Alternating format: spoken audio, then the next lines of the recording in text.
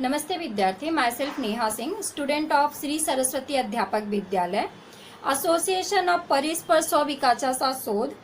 आज का जो टॉपिक है वो है एपीजे अब्दुल कलाम के बारे में। हम उनके सिद्धांत के बारे में बात करेंगे जो हमारे भूतपूर्व राष्ट्रपति श्रीमान एपीजे अब्दुल कलाम सर ने हमें बताया था कि ये जो हमारे सिद्धांत है उनको छात्रों को अपनी लाइफ में अपनाना चाहिए और छात्र ही नहीं मानव को भी अपने जीवन में अपनाना चाहिए। तो उनका जो पहला सिद्धांत है वो देखेंगे, I will have a great aim.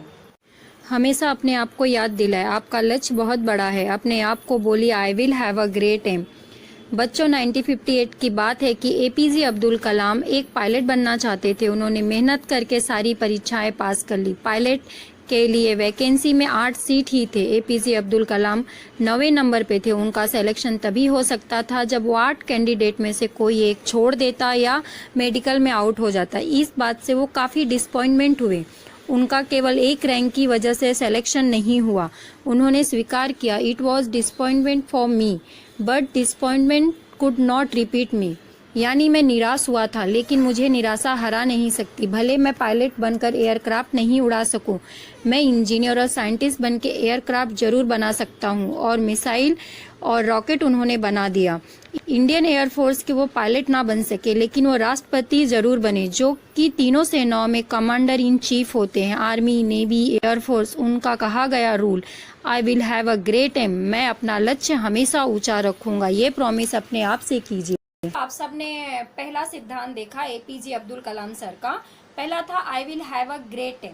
I will continuously acquire knowledge, यानी हमें हमेशा लगातार ज्ञान हासिल करते रहना चाहिए। डॉक्टर एपीजे अब्दुल कलाम को एक मिसाइल मैन के नाम से जाना जाता था। वे एक इंजीनियर और एक वैज्ञानिक थे। उन्होंने बहुत सारे मिशन को लीड किया और सक्सेसफुल भी हुए। उन्हें पद्म भूषण, पद्म विभूषण और भारत रत्न जैसे हाईएस्ट सिविलियन अवार्ड जीते। भारत के वो 11वें राष्ट्रपति बने। डॉक्टर एपीजे अब्दुल कलाम वे अपने आप को एक अध्यापक समझते थे। उनका सबसे ज़्यादा खुशी तब मिलती थी जब उनका कोई स्टूडेंट पीएचडी कंप्लीट कर लेता, और उनका मानना था कि एजुकेशन के लिए स्टूडेंट की लाइफ, किसी भी इंसान के सक्सेसफुल के पीछे उसका एजुकेशन होता है।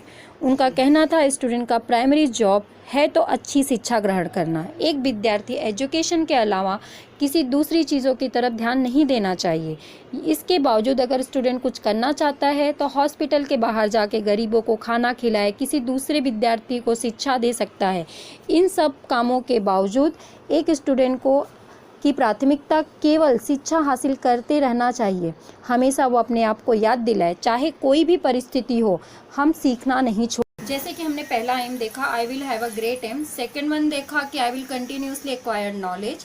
तो बच्चों, आज मैं यही कहना चाहूँगी कि हमें यह निश्चय करना चाहिए कि जैसे कि हमें doctor APJ Abdul Kalam sir ने बताया है, उसी रास्ते पर हमें निरंतर आगे बढ़ते रहना चाहिए और खुद के वचनों पर कायम रहना चाहिए। और अनंत काल समय तक हमें doctor APJ Abdul Kalam sir को खुद के अंदर जिंदा रखें और अपने सपनों का निरंतर पीछा करते रहें और इसी के साथ देश का नाम ऊंचा करें। जय हिंद, जय भारत।